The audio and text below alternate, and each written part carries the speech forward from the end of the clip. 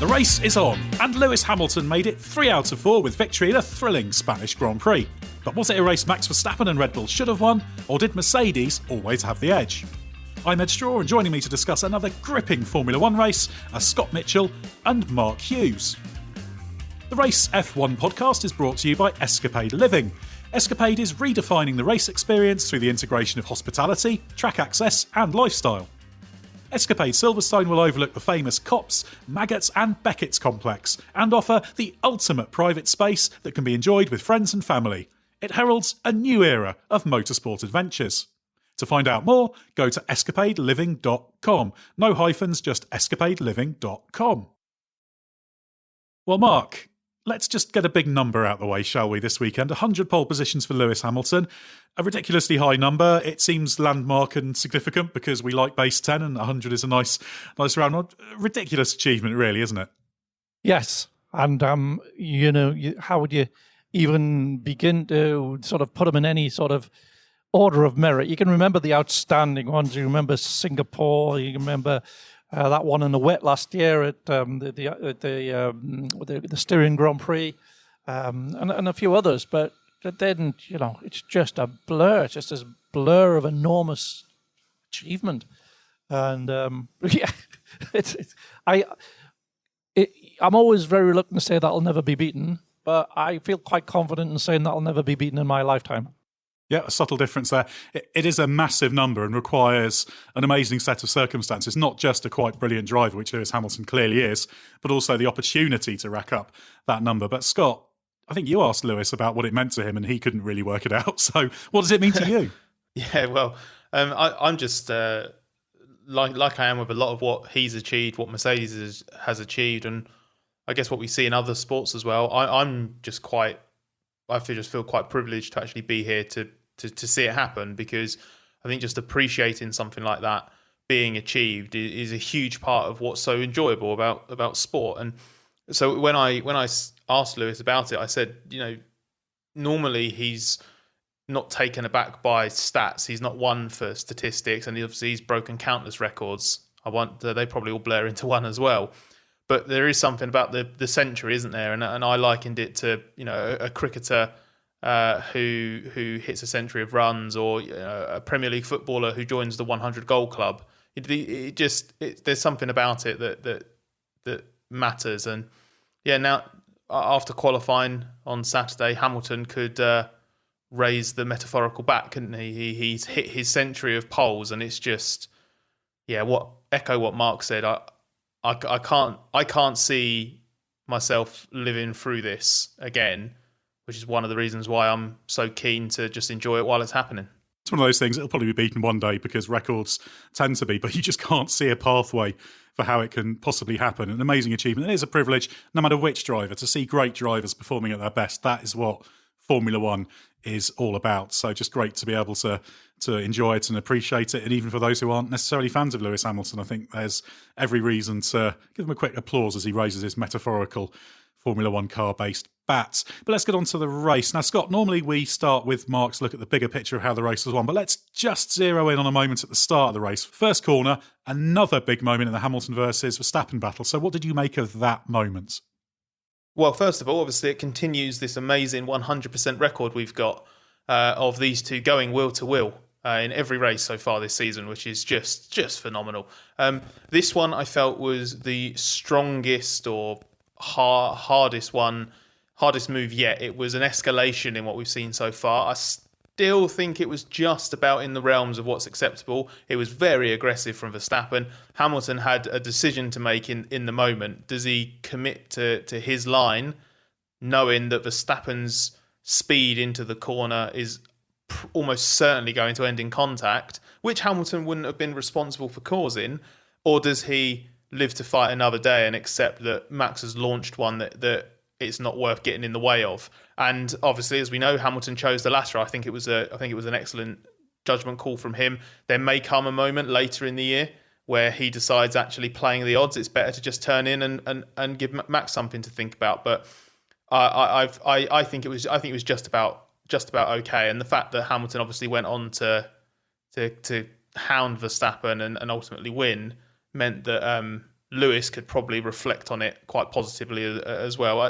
I think it was very, very hard racing, and because Max was up against someone like Lewis, it came off and it was okay. Lewis said after the race that he's not a driver that gets involved in those incidents. He didn't need to have a collision. The really interesting thing, though, is if this just keeps happening, there's bound to come a reckoning, isn't there?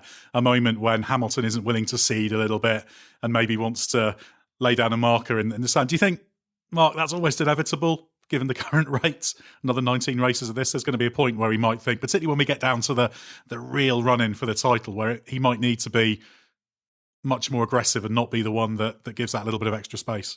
Yeah, no, with Lewis, it depends on the situation he's in. With Verstappen, it's much more binary. This is just how he does it. If it's a 50-50 situation, he's got right of way. That's how he approaches it. Lewis is more sort of more global in how he does it. We've seen him avoid an accident a couple of years ago at Monza with Leclerc, when Leclerc got a little bit out of order. Lewis would have been perfectly entitled to keep his line and have the accident, but he chose not to because he was chasing the World Championship. And he said then, no, I asked, what would you have done if the championship hadn't been at stake, if he'd already won it? And he said, I just stayed exactly where I was and we'd have had an accident, which is, perfectly legitimate way of going racing as well. But I don't think Max was out of order on this occasion. I thought it was fine. It was hard. And one of the fascinating things about this race is that when you trace it back, that move of Max won Lewis the race because of the way that the two cars work their tyres. When you work it all backwards, you come to that point of non-contact, and that is the moment that Verstappen lost the race in hindsight. Such is the way these races pan out. And although we had to wait a little bit longer for what feels like an almost inevitable moment of irresistible force meeting a movable object, which will be quite a spectacular battle between those two. But how exactly did Mercedes plot its course to victory from there then, Mark? Mercedes suspected that this probably would be a one-stop race. Everybody else, including Red Bull, was absolutely sure it was going to be a one-stop. Last year was a two-stop, but last year was held in sweltering August. But traditionally in the May, the traditional slot in the calendar that this one is, it's usually a one-stop. Mercedes wasn't sure because they'd seen signs in 2019 that this wasn't an easy one-stop. So let's just plan around having the flexibility of being able to move that way if required, with Bahrain very much in mind. And you recall how one of the key components to beating Red Bull there was them selecting two sets of the harder tyre, whereas Red Bull just had one set and one of the soft. Exactly the same here. They did the same here. Merck had two sets of mediums available, Red Bull only one, which wouldn't have mattered if it had been a one-stop, but it did matter because it sort of migrated towards a two-stop. And what I was referring to earlier on about Max leading the first stint, ending up being his downfall, was that once he was in the lead, he set a pace that was not, in hindsight, appropriate for a one-stop. It was appropriate for the sort of deg. It would have been appropriate for a one-stop for the sort of deg levels that we'd seen on Friday, but today they were much higher. And because he set off like that, he guaranteed the race became a two-stop because Lewis went with him, and that built up such a gap over the others, apart from Bottas, who was obviously playing on Lewis's side, that it later allowed Lewis the gap to drop into to do the Budapest 2019 trick of coming at him with much faster tyres with a lot of laps still to go, and it sort of trapped Verstappen into that role. But the Red Bull has generally got a higher degradation rate than the Mercedes. It switches its tyres on faster, which is a boon around the outlaps, in and outlaps. But it does eat them up faster as well. And that was the story of this race. So when Max says we had a slower car, yes, they did, but not over a single lap. Over a single lap, there was nothing in it. But over a stint, yeah, the Red Bull was definitely slow.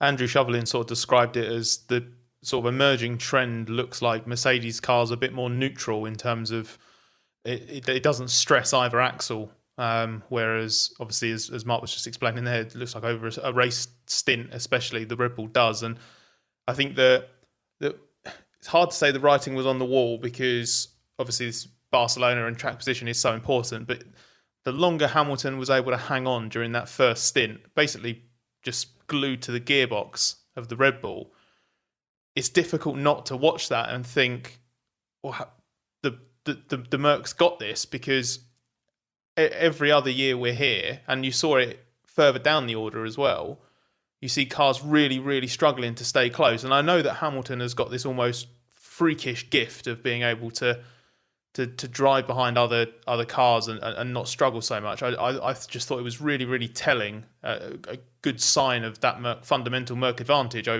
in race trim, that he was able to do that, and ultimately that set him up, didn't it, to deploy the flexibility that Mercedes earned itself on the strategy.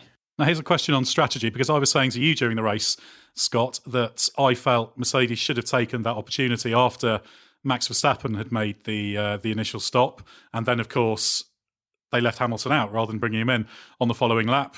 It looked like they could probably have brought him in and got him back out ahead, because obviously Verstappen's stop was a little bit slow, and I think that was a valid way to win the race, because if you get track position, they'd still have been able to win. They'd have had tyre parity at that point. But it was an interesting question as to whether that would have worked as well. But also, there is the question of exactly what happened with that Red Bull pit stop. You asked Max Verstappen about exactly what went on there, because there seemed to be some uncertainty about whether he was meant to stop or expected, which led to that loss of a couple of seconds in the pit stop. Yeah, well, basically, there was a suggestion, I think it came from Helmut Marko, who said that Red Bull hadn't been expecting Verstappen to stop. So I quickly went back onto Max's onboard and watched the 3 laps up to his pit stop, and he didn't ever get a call to box. So I don't know if they had some kind of agreement pre-race, or there was some kind of hidden meaning to one of the other messages that was relayed, and that meant that he knew on this lap I will need to pit.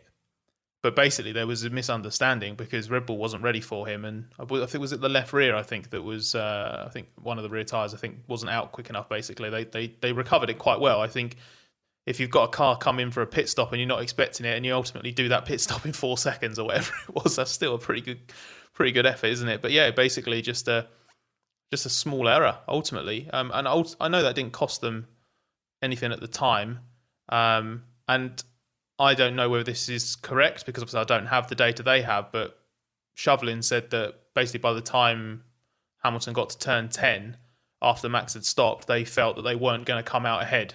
So they didn't want to just replicate the first stint, basically. So they kept him out. And ultimately that then set them on a course where Hamilton extends his stint by a few laps. So when he does come out, he's obviously a few seconds behind. So it didn't cost Verstappen track position. But it is another error, isn't it, that Red Bull has made, and it could have been costly. And nobody's doing a perfect job at every race, and Hamilton, I'll be sort of banging this drum until basically the title's decided, Hamilton got away with an enormous mistake at Imola.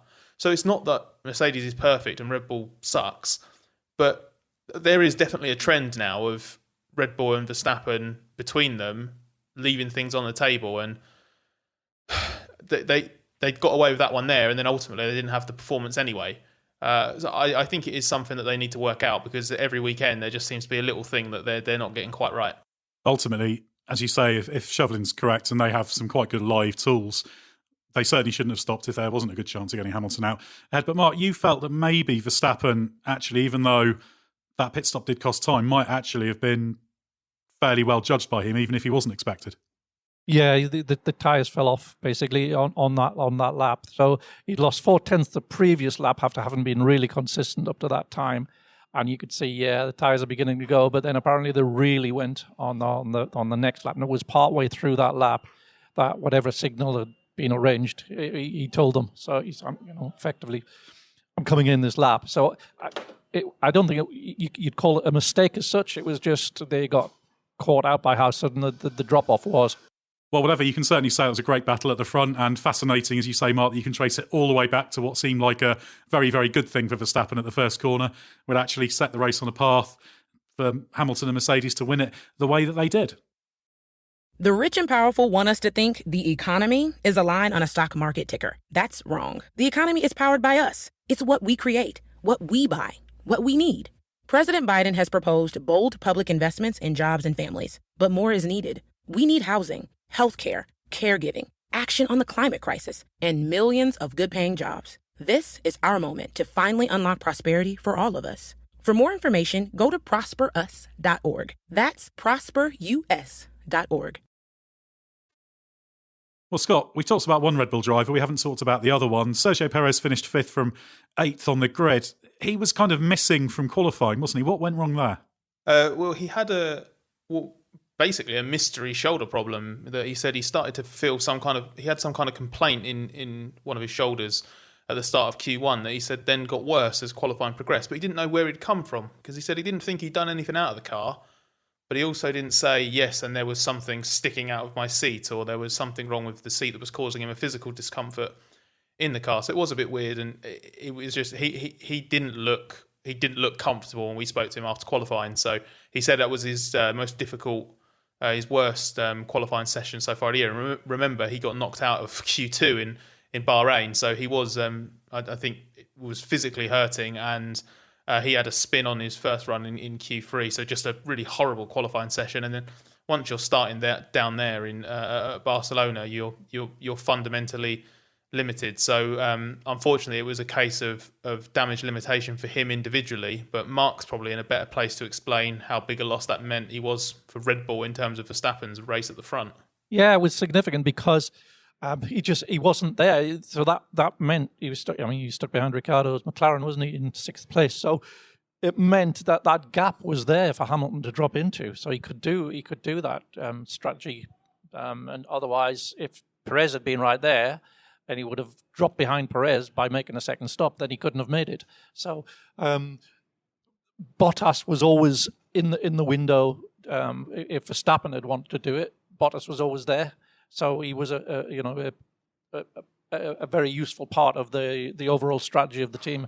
But Perez's, I think he started 8th and he qualified 8th, ran 6th. So you soon fall a long way behind when you're at the pace of a McLaren and there's a Red Bull and Mercedes out front. So, yeah, it meant he couldn't really contribute to the overall attempt at winning the race. Yeah, and 5th place was a reasonable result in the end from that position, but it just shows how important it is for those second drivers to be in play. Over the radio, I think Bono mentioned to Hamilton it was like Hungary 2019, and if you remember, a key element there was that Hamilton and Mercedes could take that free pit stop because Gasly wasn't far enough up the road to be in the pit window, and same thing this time. And it shows how important it is for that second driver. But we should talk about the other Mercedes second driver, Mark, because Bottas was sort of in the mix, not fully in the battle for the top two, but he was at least there in pit windows. But there was a really interesting moment on lap 52 when Hamilton came up to pass Bottas for second. Didn't impact the result, but it did briefly hinder Hamilton's chase of Verstappen. Actually ended up losing 0.3 to Verstappen on that lap. What did you make of that? It seemed that it's not even necessarily what he did for the move in turn 10, but just the fact he didn't let him go that little bit earlier in the lap. Yeah, I mean, ideally he would have let him go down the main straight into turn 1. But there's a couple of things. One, Lewis didn't quite manage to get DRS on him, so he wasn't quite within a 10th on the detection point. And the other thing is Bottas was trying to pull out enough time over Leclerc to be able to do his second stop and emerge in front. So there was two things going on there, and it's very difficult, to judge. Is a guy 9/10 behind? Where's he going to be? How much do I have to lift off when you're in the middle of trying to open out your own gap? So there was that, and when you looked at how much it actually cost Hamilton, it was about 0.6, I think, or no, it was 1.6. But it's in the end it didn't impact the result at all.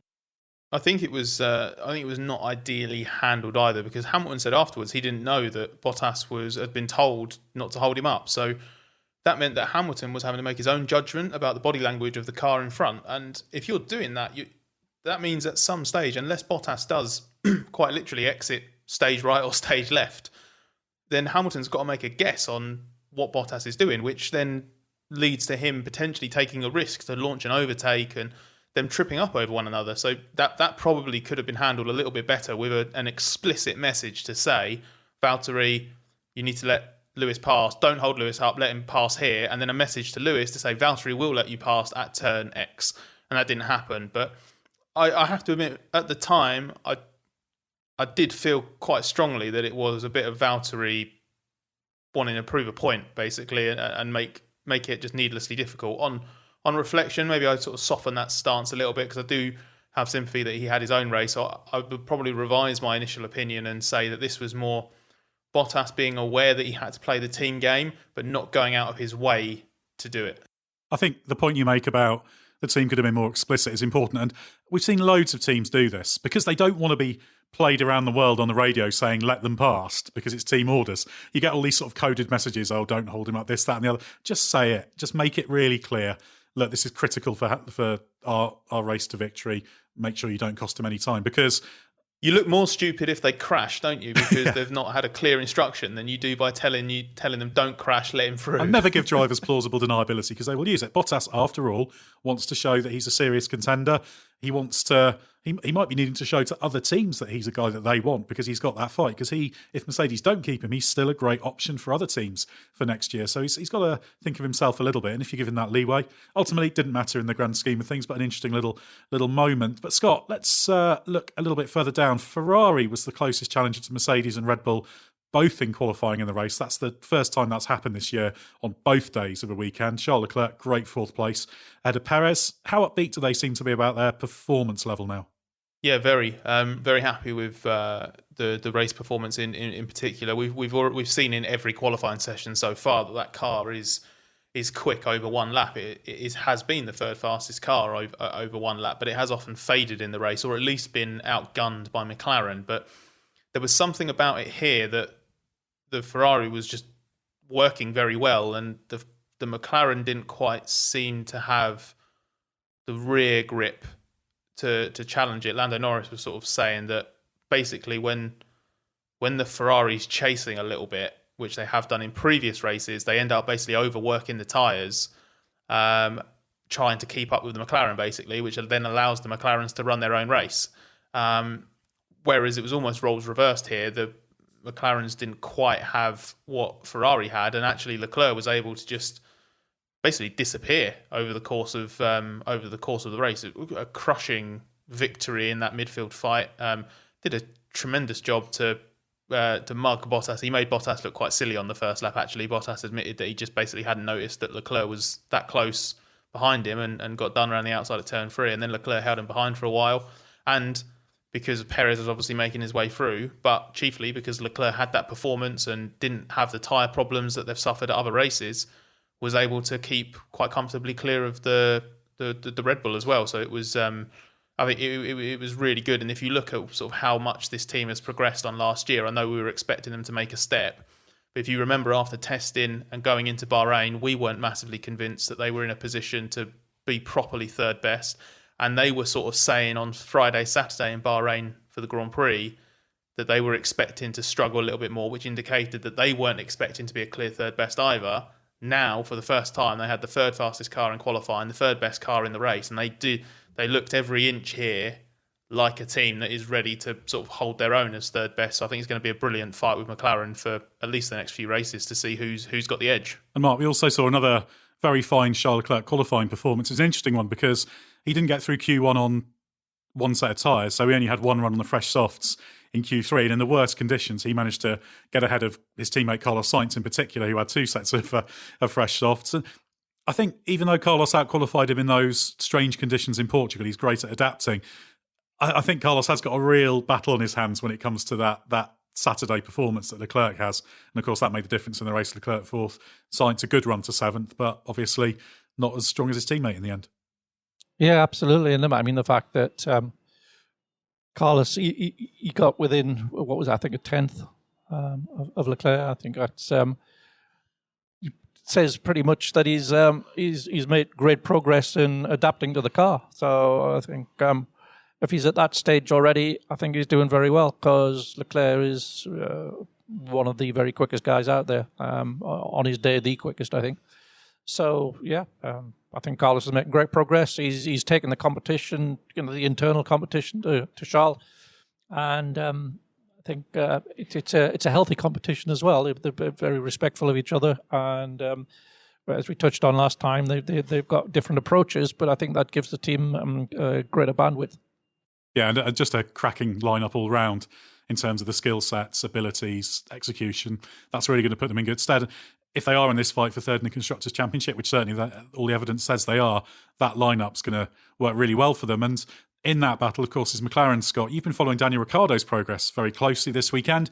Perhaps a little fortunate to out-qualify Norris, but the performance is definitely coming for him, as shown by the 6th place in the race. And you've looked in great deal of detail at how he's been chipping away and what the limitation he's been working to eliminate is. Yeah, sometimes it's just nice to be able to utilise, and this isn't one of the adverts, but in F1 TV, you do have a great resource in being able to ride on board with any of the drivers. So sometimes I quite like to pick one driver and follow them for as far into the weekend as I can. And with Ricciardo, that was every lap he did in practice and every lap in qualifying as well. And it was because he'd earmarked this weekend as a sort of, he said no excuses because it's a known quantity, grippier track, more settled conditions. So a chance to actually work out where he is and where he needs to improve. And he started the weekend struggling. I know that McLaren had a lowly Friday because they were evaluating the new front wing and the new floor, but they didn't have a lot of performance. And Ricciardo in particular was struggling quite a lot. And there was so much live in-car coaching from Tom Stallard, his engineer. You just don't. We always hear things like, "Oh, try this gear at this corner," or brake 10 meters later at turn 1, or all these kind of things.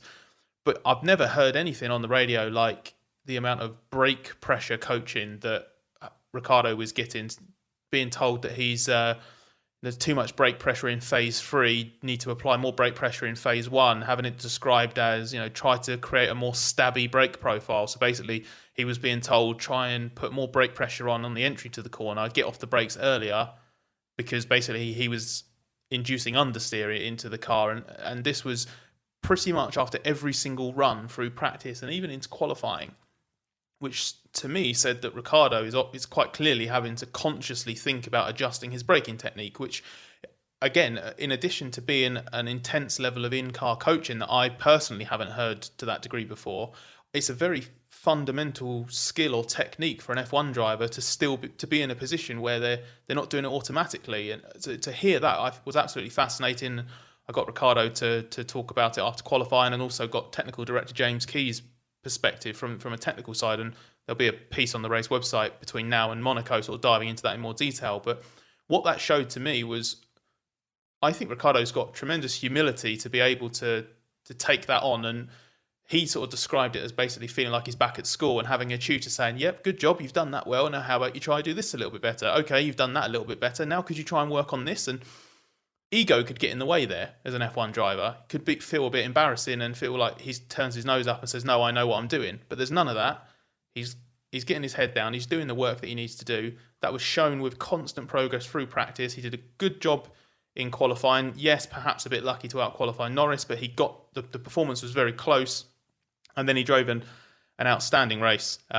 He grabbed a couple of positions early on, and he just did a really solid job thereafter. Never looked like slipping down the top 10. Quite enjoyed pushing the car to the limits, and just I thought it was his best drive of the season so far, and he felt the same.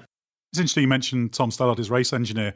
I'm always impressed with the way he works with drivers. Everything I hear about him and what I've heard, obviously, he worked with Carlos Sainz before, Stoffel Van Dorn, Jenson Button. The standard fact about him, and why not have this as a standard fact, because it is quite remarkable. He's an Olympic silver medalist, rower at the 2008 Olympics. But I think he works really well with drivers, and I think that race engineer-driver dynamic is so interesting.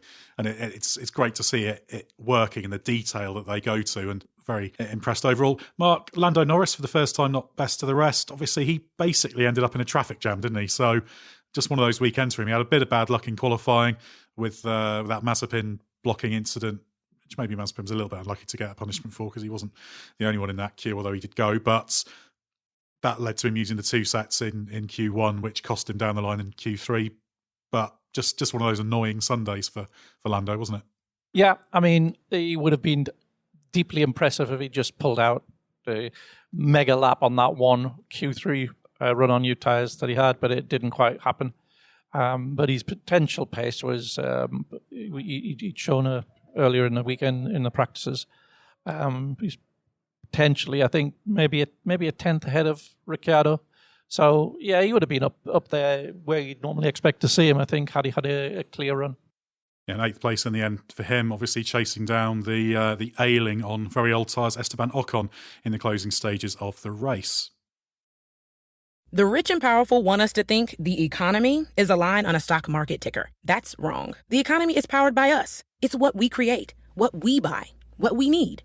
President Biden has proposed bold public investments in jobs and families, but more is needed. We need housing, healthcare, caregiving, action on the climate crisis, and millions of good-paying jobs. This is our moment to finally unlock prosperity for all of us. For more information, go to prosperus.org. That's prosperus.org. Well, let's talk about Alpine now, Mark. Mixed bag for them, with Esteban Ocon 5th on the grid, but only finishing 9th. Fernando Alonso down into 17th in the race, having started 10th. But given they both tried to make one-stoppers work, although Alonso eventually aborted his with a very late pit stop once the tyres fell off a cliff, it was probably more encouraging than the race result suggests in terms of pace, wasn't it? Absolutely. I mean, we wondered if the Portimao thing was just a peculiarity of that very unusual track. And so this was more of a real test to see if that was genuine, and it absolutely was. They absolutely bang on Ferrari's pace in qualifying. I think Ocon was separated from Leclerc by less than a tenth, half a tenth maybe.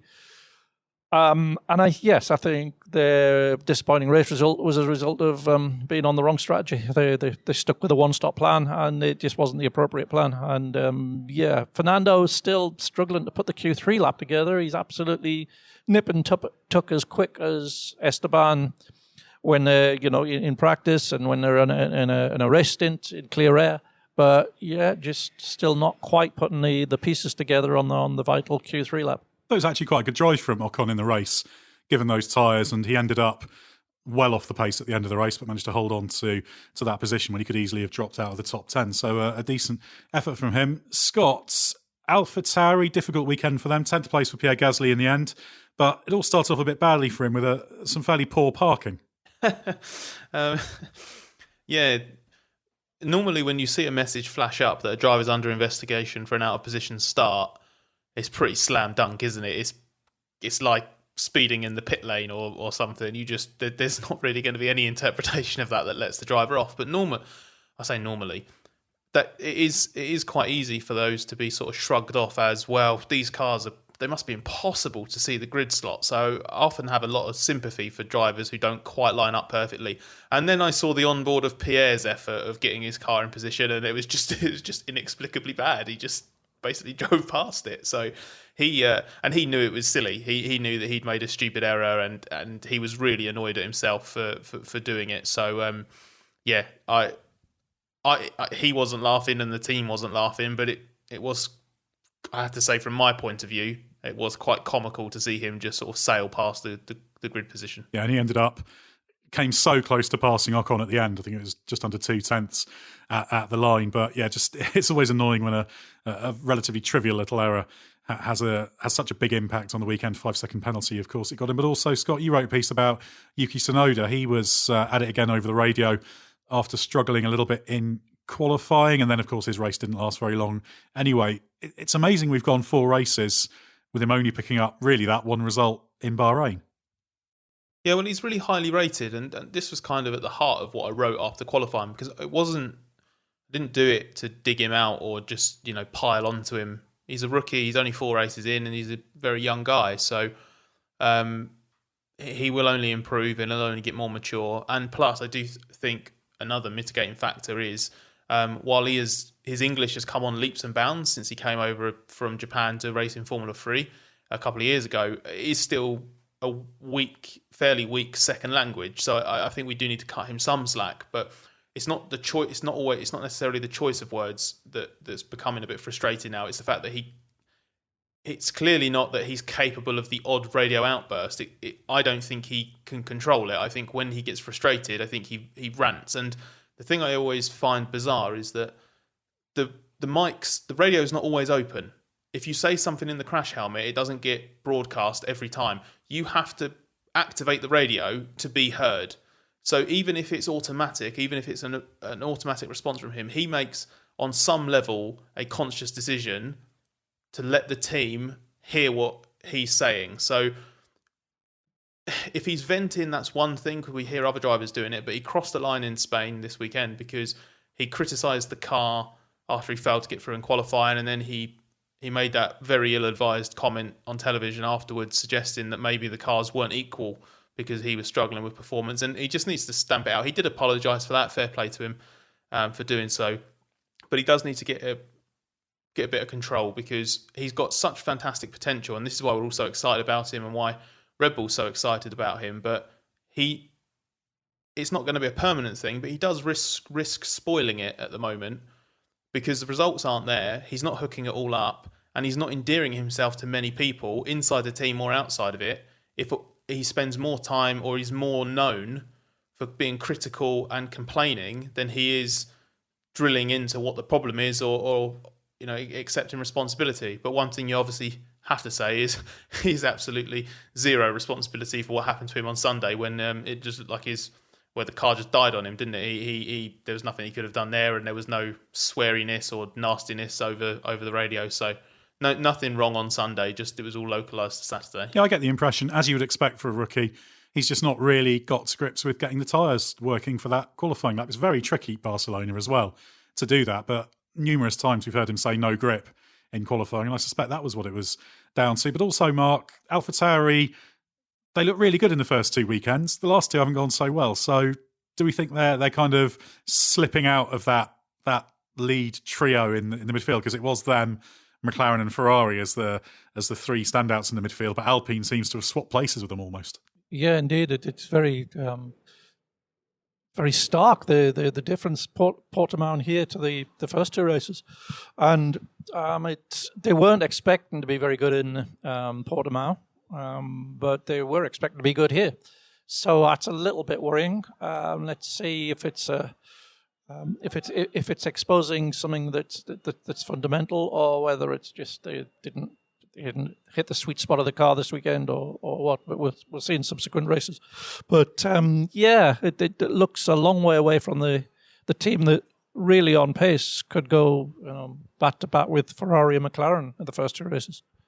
Yeah, it's making those lack of results from the first two doubly costly, you would argue. Aston Martin, talking of strugglers, we had standard issue moaning from team principal Otmar Safnauer about how the regulations have hurt Aston Martin because they weren't implemented properly the way that they were decided. But given both drivers now had the floor upgrade, this race really does show how hard-pressed that team is to score now, doesn't it? Just outside the top 10 with both drivers at the end of the race. Yeah, that's its level, isn't it? It's the upgraded floor that was on Seb's car this race, which Lance had on the previous race, so it's now on both cars. I think that is worth a genuine couple of tenths, and it did look that way. But that's only just maintaining them in that sort of Q2, Q3 cutoff. It's a long way from where they were at with the pink Mercedes last year.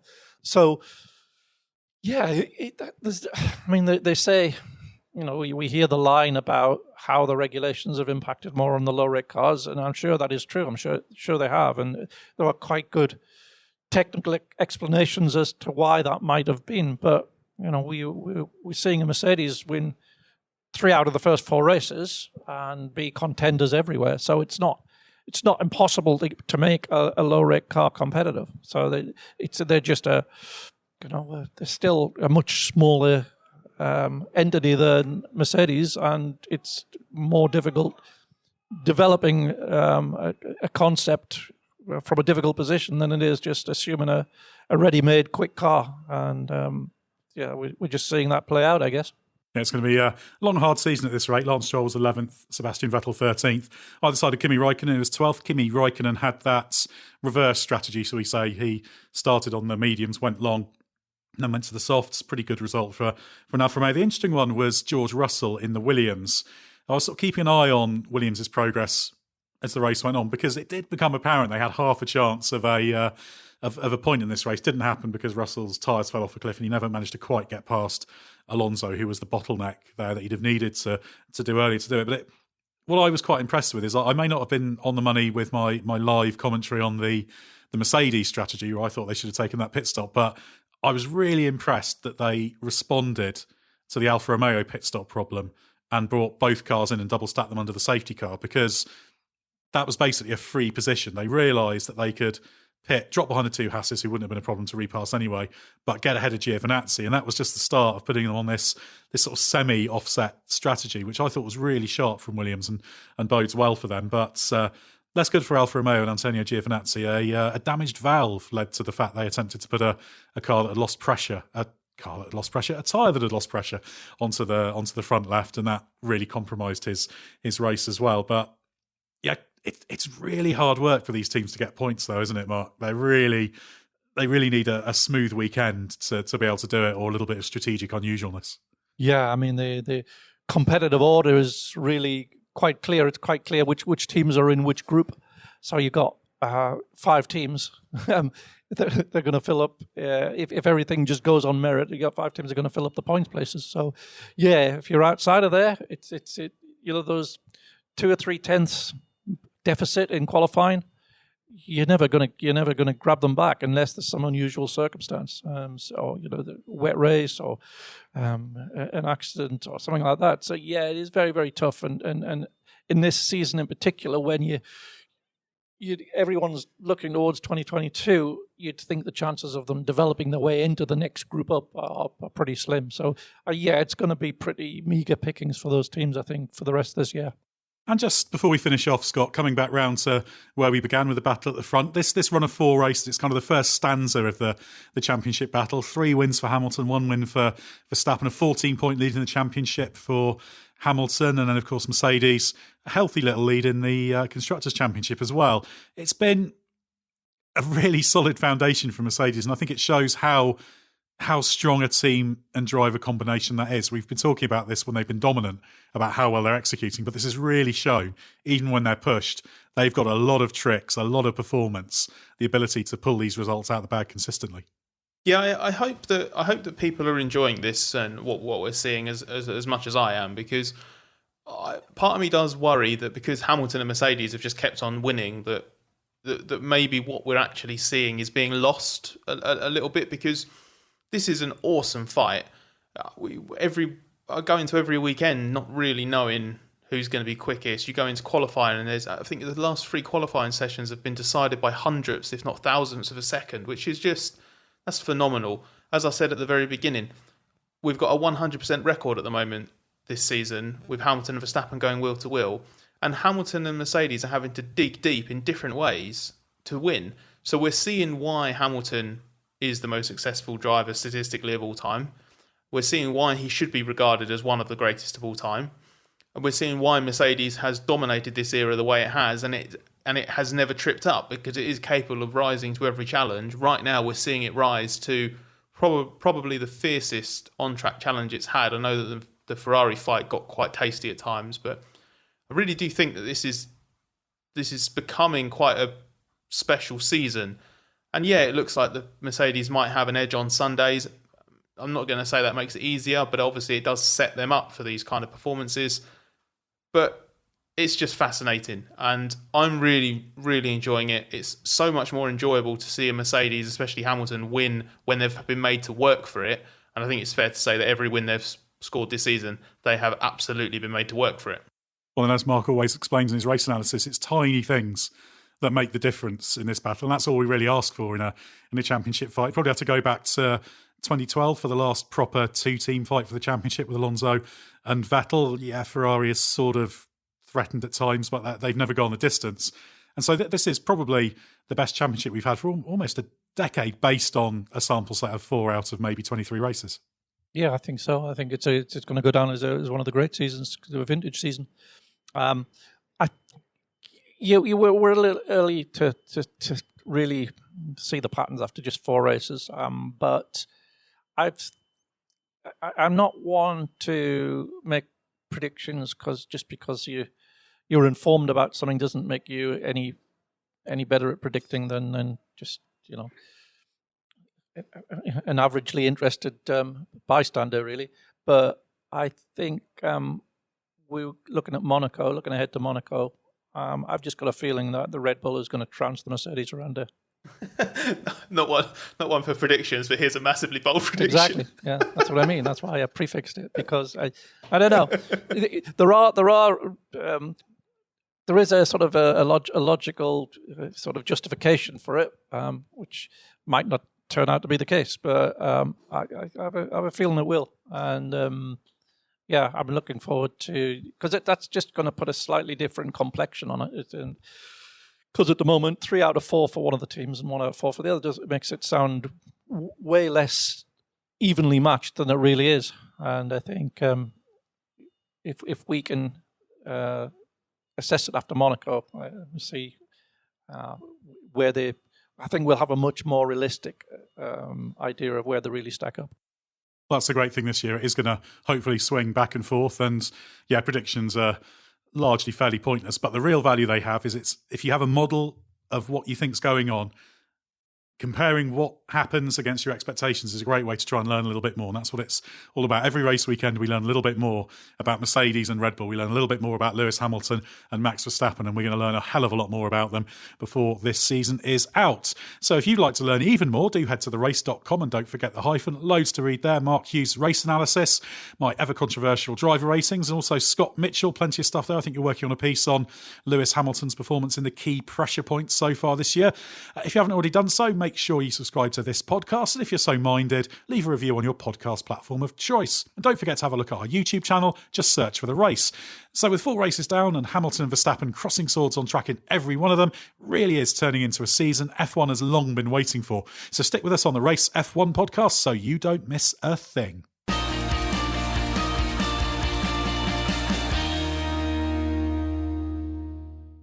Presented by Climate Power Education Fund. Does Big Oil care about our streets flooding or our homes burning? Not according to an ExxonMobil top lobbyist. Did we aggressively fight against some of the science? Yes. We were looking out for our shareholders. They care about profits, not people. Learn more at polluters.exposed. Have you heard how amazing the deals are at Kohl's right now? Because it's unreal. You can shop the best active stuff from the biggest brands.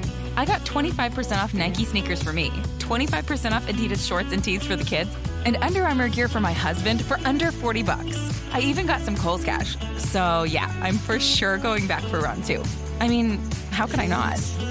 Select styles, Nike, Adidas, and Under Armour coupons do not apply. Some exclusions apply. See store or Kohl's.com for details.